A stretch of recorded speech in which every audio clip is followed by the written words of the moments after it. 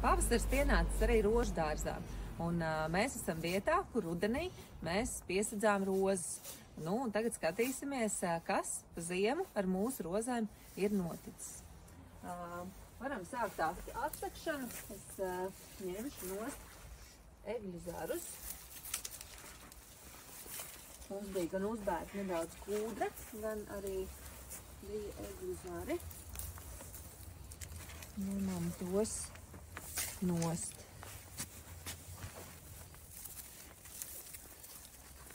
Tā, nu atsakts ir, un tagad mēs varam redzēt, kas pa ziemu te ir noticis. Šīs te man ir klainiskās rozītes, un tās ir ļoti smuki pārziemojušas arī. Redzam, kad ir daudz zaļi zari, jā. Šeit te augšiņi ir apsalusi, bet principā lielākā daļa ir zaļa.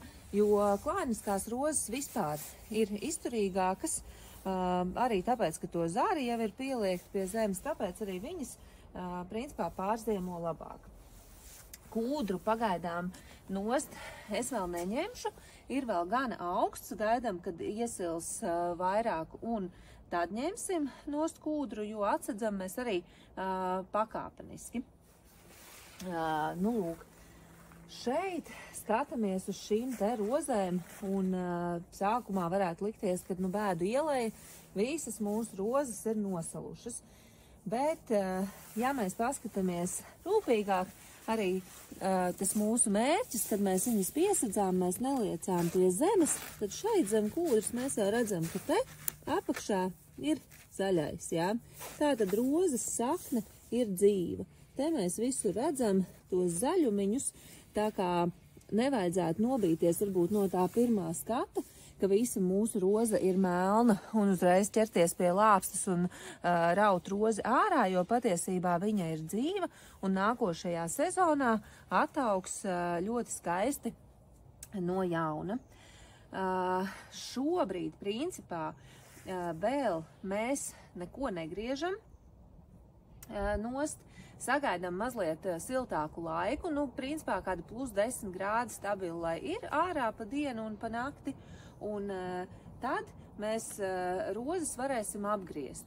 Te mēs esam pienākuši pie augstumbra rozes, apskatīsimies, kas ar to ir noticis. Šādi te viņa ir bijusi satīta, un ņemsim šo te pakojumu nost un paskatīsimies, kā mums ir pārziemojusi augstumbra roze.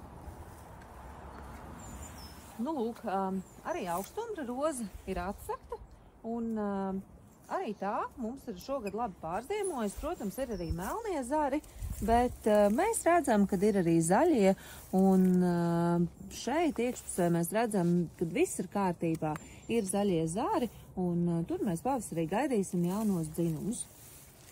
Šobrīd, kā jau teicu, arī šeit ar griešanu nesteidzamies, uz tikšanos siltākās dienās.